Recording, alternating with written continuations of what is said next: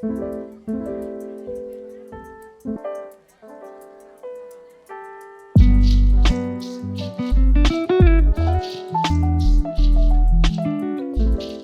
everyone, and welcome to the Real Family Business Podcast, the first episode.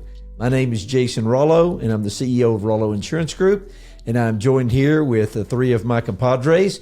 We have Keith Lane, Jackson Rollo, and Cody Dameron. I'll let them introduce themselves at this time. I'll start here with Cody. Hello, Chief Operating Officer here for Rollo Insurance Group. Just ready to hit this podcast off. Keith? Yes, sir. I'm Keith Lane, the Chief Strategy and Talent Officer here at Rollo. Excited about who we are, excited about what we're doing, and excited to be here today. Yep. And last of all, Jackson, and then also maybe tell us why we're doing this. Yeah, so I'm Jackson Rollo. I'm president of Rollo Insurance. I'm Jason's oldest son, so that's dad right there. But what we're doing is we want to create this podcast to share some of the things that we're doing at Rollo Insurance. Look, we're a family business too. We know being a family business means that there's a lot of great things associated with that, but also there's some challenges sometimes. And so we thought, what better way to be able to share some of these messages with you guys by putting together a podcast and hearing from people on our leadership team about just strategies and things that we do in growing our own family business. You know, the topic for today, for the first episode, is no substitute for a real vision. And I do think I'm equipped to speak about this because you go back to when we started the agency many years ago back in the day. And so we started from a notepad, and we'll talk about some of that and kind of how we developed our business. But really the podcast is not just about us. It's about other people and their family businesses, maybe things we've learned, we've done, good at, things we've not done so good at, in order to help you in your business. And this is across all industries. That's the idea, right, Jackson? Yep. Just anybody with a family business, right? Looking to get better and grow and develop. So, I think starting with vision is probably the best area we can start with. I know we talked about a lot of different topics that we'll get into in later episodes, but to me, you have to have that vision and that dedication to keeping it a family business. So I think the first place we should start is, why did you have this vision from, an early age yourself? He's 50, by the way. He doesn't look it, but he is. So what was your vision for why you wanted to start and keep this thing a family business? Well, I go back to my family, and we're blessed, to have a great family. My mom and dad, I was raised in a great household. My wife of almost 30 years was raised in a great household. And so I think we had that kind of environment that allowed us to dream. But at the same time, my dad was a hard worker. He taught me to work hard. And I was driven from an early age, whether it was sports. Later, I used to team rope, all manner of things. And so when I got in the business, whatever I was going to do, I wanted to do it all out. And so again, but if you don't know where you're going, then how are you going to get there? In fact, I think we should start with maybe Yogi Berra. And Keith, I think you pulled up a quote I had remembered regarding that. And what is that quote from Yogi? Yeah, it was, if you don't know where you're going, you might wind up someplace else. Okay. So at the end of the day, you have to know where you're going. I think that's just intuitive to trying to grow something. And the other great quote that came to mind, I think, Jackson, you'd pull this one up from the Cheshire Cat, Alice in Wonderland. Yeah, we're keeping this thing real right off the bat. Yes, very real. Alice in Wonderland, a little baseball action. But yeah, in that dialogue there between Alice and the Cheshire Cat, she's basically saying, he's like, hey, where do you want to go? She's like, I don't really know where I want to go. And so he says, well, then it doesn't matter really which way you do go. And I think a lot of businesses are operated that way, right? It's like, I really have no clue where I'm going. Well, you're going to kind of go wherever the people in your organization are willing to take you or where you're willing to work for it. You got to have that vision because that's that guiding principle, that North Star, if you will, toward your business. Well, and I would just say this much too. There's not a right or wrong answer. Like, in other words, you may want to grow a business in one location. You may want to service certain kinds of clients. On the other hand, you may want to grow multiple offices, multiple states. And sometimes that vision may change a little bit, but you have to know where you're going. Again, goal setting. I'm sure we'll talk about some of that. But with me in our industry, it was a matter of I kind of knew where things were going as I studied the industry, and to protect ourselves from some of the things I saw down the road, I said, we need to diversify in numerous locations, and we've done that. And it's been a fun adventure and a fun ride. But again, if you don't know where you're going, you can't get there. I think about Cody. He has a great military background. Maybe talk about that for a minute and then talk about vision, Cody, from your unique background as a retired lieutenant colonel. It just gets to the most basic aspect of an Army soldier is land navigation. So the simple thing is you're carrying 50 to 70 pounds of equipment, a rifle, you've got a helmet on your head, trudging through wherever you are. But if you don't pause every now and then to pull that compass out to make sure you're going in the direction you're supposed to be going, you can get lost in the suffering and the day-to-day and the mundane, and you forget to look up and make sure you're going in the right direction. You know, I like that because you think about our title, No Substitute for a Real Vision. Think about the word substitute. That's really saying you're focused. You don't get distracted. There's no excuses for where you're trying to go. And I will say this much, because I'm a bit of a dreamer and a visionary by nature, but I've never let myself be distracted from what I'm trying to do. And I think people who have not maybe been successful in business long term is they'll try this and then they'll get distracted and then they'll try that and then they'll try this. That is a recipe for disaster. You have to stay focused on what you're trying to do. And, I read a while back, I love to read, and I read something that said that the typical person who is successful, they work 7, 12, 15 years before they kind of find that level of success in any particular industry. And I think most people aren't patient enough. They don't endure. Really, a business is a marathon, not a sprint. And so when I think about no substitute for a real vision, number one, you set your vision. And number two, you don't make excuses and you stay the course on whatever that vision is. Keith, you have a thought? Well, and I go back to Newton's laws of motion, right? Objects in motion tend to stay in motion. The professor, by the way. Objects at rest tend to stay at rest. And it's no different whether you're a startup, whether you aspire or thinking about starting up, whether you started up years ago but you still haven't broken through, like you said. To me, wouldn't you say that it's the grit to endure, especially in the early goings? Without question. We'll talk maybe more about that in a minute. Grit is a big deal. The reason I called him the professor is this man has master's degrees. He's taught at college level, pretty big university. And so a very, very smart person. Jackson, did you have any thoughts before we maybe talk about that grit for a minute? No, I was just going to say on that word substitute, though, I think it's interesting because I think it is hard to stay the course, which is, I think, what Keith was talking about with the grit. That's exactly right. But to me, it's hard to set the vision in the first place. There are going to be times probably along the way, I'm assuming, when you started out with Rollo. I know this for a fact. We talked about it. When you started Rollo Insurance, you did not really have what we are today in mind, right? That was developed over time, and that vision evolves. You knew what you wanted it to look like ultimately, and I think that's where we're still trying to go and achieve. But I think that we need to spend a little bit of time and effort on how hard it is to build that vision and what that process looks like. I think the reason people just guess and try and then next thing is because they never really spent enough time and effort building the vision in the first place. So they're just substituting trying for, replacing that work to build the vision. And real quick on that is let's not forget that a part of vision is also your values. It's not just a goal of a number or a size. Yeah. There's your values are a part of that. So. Yep. It's made up of your values and your numbers, right? Like a certain size or whatever you want it to be, and then your values. What else is the vision made up of? Like when you built it originally. So when you say vision, somebody get me a definition of vision. Maybe look that up real quick so we can bring that out. But when I first did this and I sat down, I think the first thing you need to do is look at what you're good at and what you want to do. Okay, so I'm in the insurance business, and I thought, okay, I care about people. I know how to sell policies, and I began to do it one person at a time. And so as this thing begins to build, and you had one employee, and you had one agent, and you kind of see the momentum, and then I think you begin to think, okay, how big could this be? I can remember one time I had 12 offices in mine, then 15 offices in mine, and now we're like over 60. But so I'm not necessarily saying you fully know where you're going to be 20 years from now when you begin. Mm-hmm. I don't necessarily think that's the case, but I do think if you keep an open mind to what you could do, it just kind of builds its own momentum, and then you begin to put more and more specific goals in place.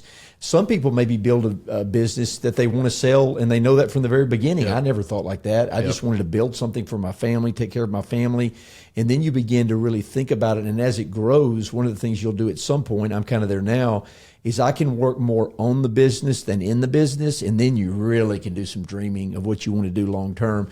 But I'll tell you what, it goes back to what you said earlier about grit. In the first number of years, you better just put your nose down and go to work, or you won't be able to pay the bills. Yeah, that's the grit. Mm-hmm. Assuming that most of what's that definition for vision, by the way, Keith? Did you get that? Yeah, I got it right here. It's the quick reference: an imagined idea or a goal towards toward which one aspires. Yeah. So you got that like imagining piece to it, right? But there's also some level of reality as the goal word is used there too. You know, if we think about like our audience and the people who are hopefully listening to this and trying to work on their own family businesses and develop them, I would say setting that vision. How far out do you think a vision should be set before it becomes like, you're kind of getting to a point where you don't actually know what's going to happen there? I've seen a lot of different numbers and metrics, you know, there. Yeah, I think maybe if you're looking at different goals, so you need like a 1, 3, 5, 10-year plan. Yep. So you have some that are going to be multi-year, and then you take that 1-year plan and break it down into quarters or months to get down even maybe to what you're working on weekly, and then if you want to really get specific, you can get into daily, what you do daily. But some of that is going to be based on how you do the business when it comes to the need for funds. Like you may say, hey, I want to do this, a certain thing, but you don't have the money to do that unless you decide to sell part of the business, and then maybe you can mess up that family dynamic if you're not careful, which can create a different dynamic. But how do you balance your vision at the outset from your experience and then your success incrementally? Do you check success incrementally as you're pushing towards the vision? Well, I want to go back to, again, I talked about the family that I was blessed to have growing up and the family my wife had and my wife.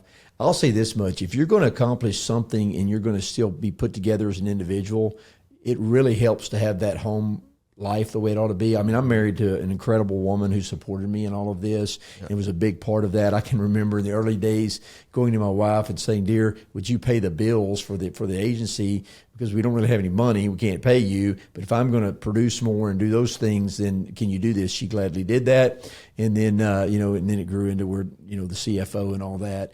And, but it started with commitment. But if you don't have that kind of dedication and commitment as a family unit, it becomes difficult. Yeah. We're talking about family business, correct? Right. Yeah. And the vision for some people might be, hey, how do I get the second generation into my business?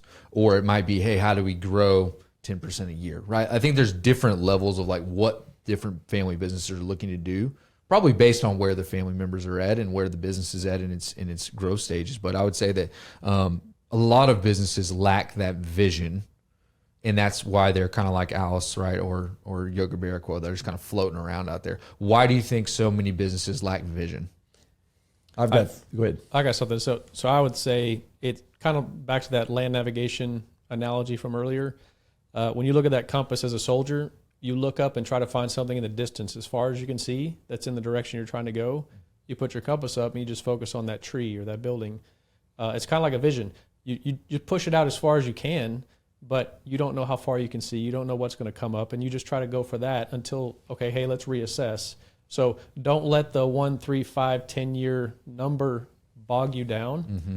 Just go as far as you think you can, set that aim, that vision, and go. So I have a question for all three of you, though. How does vision harmonize with purpose? Because I would think that those two concepts are they're not the same, but they do harmonize awful closely. Yeah. Well, I would even say you talk about purpose, but what about the word passion? Because if you don't really care about what you're trying to do, then how are you going to be motivated to even work a vision, much less set a vision? So I think you need to understand that it needs to be something you enjoy. Yep. Now, I think there's multiple things a person can enjoy, but there's also things they probably won't enjoy at all. Yeah. So I was in a business that I liked. I enjoyed the insurance business, and I still do. I mean, I'm the guy that'll go on a vacation or go watch the Aggies play football. I'm on the plane reading magazines and so forth. You're the weird little kid who grew up wanting to be in insurance. I've never met anyone in insurance. I know one other person. I've never met anyone else who wanted to be in insurance. Everyone falls into the business, right? Like none of the three of us wanted to be in insurance. Yeah. No, you did. No. That is unique. That's true. But it is your passion. I think that's a good. You have to have those things. I think the hard part about this on the vision setting is, to be honest, usually it's on the owner or the CEO of the company. Starts at the top. That is the hard part, because usually you have the person who is like the one bringing in maybe all the revenue. They're the only one in the business working it, and they have to set the vision, and they're tired, and they say, well, what is slowing down to set this really going to do for me long term? When is the first time you remember like setting a vision for where you wanted to go with Rollo Insurance? I don't know if I could come with a specific time, but I do know from the very beginning I was driven. And then as I began to see the thing grow and started understanding business more and more, then you begin to think, okay, wait a minute, this could build into something nice if we really take the time and kind of plan it. I don't know if I can think of the exact time, but I can remember in my mind the first time that I thought, at that time maybe only had a couple of locations, a few agents. I don't know why. I'm thinking maybe 12, and then I was thinking 15, and then after a while I was like, why just 15 or why just 12? Now, I will say, even today, if you were to say, how many offices do you want? It depends. We want one good office at a time, no matter what that exact. Now, I do have some numbers in mind, but it's a matter of, it kind of creates its own momentum after a while. You don't want to lose who you are. And this goes back again to the passion and the purpose. Some people, they get caught up in growing the business and they don't even like the business anymore. Yep. That's not good. For sure. Why would you want to do that? Right. But that's the title of this episode, right? There's no substitute for a real vision. Aralo Insurance, one of the phrases that we use all the time, something that Jason created, is the difference is real. And it does have an insurance meaning to us, but we've kind of used that word now to basically talk about the genuine and authentic nature of which, our employees work with and the relationships we have with clients. But I think that idea of a real vision means that it's not just a vision based on, hey, I want to have 100 million in revenue, right? Like just some random number that they pulled out. It's more of I can actually see where we're going and I have the passion and purpose to get us there. And when you have that, the reason that there's no substitute for it is, you could have a different vision, but if you don't have the passion and purpose behind it, it's not real, it's not authentic, and you're gonna end up hating it along the way. Changing it. I think Cody alluded to this earlier, if I'm not mistaken. Character. Yep. And you have to know who you are, and I think that character should be put in any business that you have. Ours is a unique business where you're actually taking care of people's, things that they've built so they're protected. And so I really could kind of connect that with. We're not like car salesmen or something. But it's not. They think that, but it's not right. But isn't it also true to say that when you're building when you have a real vision, that's contagious?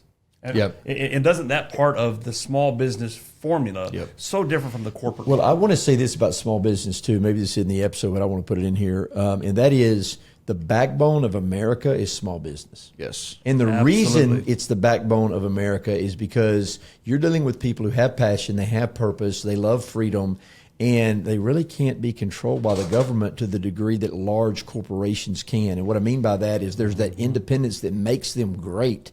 And I think it's just what makes America so great. No, I love it. It is. And as somebody who fell into this business when the vision for what we were doing is already set, one thing I will say I really admire about Dad is you talk to people who've been around him for a very long time, and they will tell you he was always like the crazy little kid who had a vision that was way bigger than what he was, right? And like football, I know that Kristen Baker, who's our chief risk officer, her husband and dad went to elementary all the way up. Yeah, and Justin would literally say, we're playing like the 2A high school state champions. Their running backs going to A&M. Like, there's no way we're beating these guys.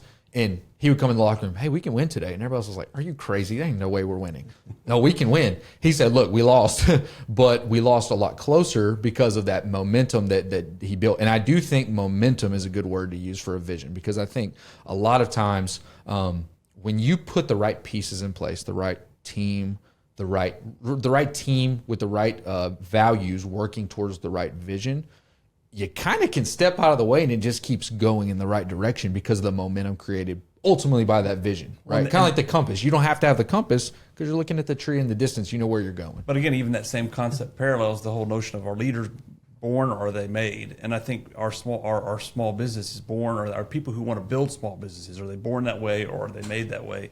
Or do they just developed into it, basically? Yeah, you see what I'm saying? Are they born that way or do they develop into that? I think it's both. I think it's both, but I think there's a certain nuance to what small business is, how it works, and certain personalities are predisposed to be drawn to that. And I think that's where the real beauty of, like you said, you start with a person with a vision, with a spark, and man, it catches fire. Yep. Well, you think about excuses, and you don't let excuses stand in the way, and you can speak to that with your military background. I'm sure you've seen a lot of excuses and they don't work. But I think about when I first started in the insurance business, there was, and I went from a captive background to an independent many, many years ago, and there was an Accord app. Okay, well, those in the independent world know what that is.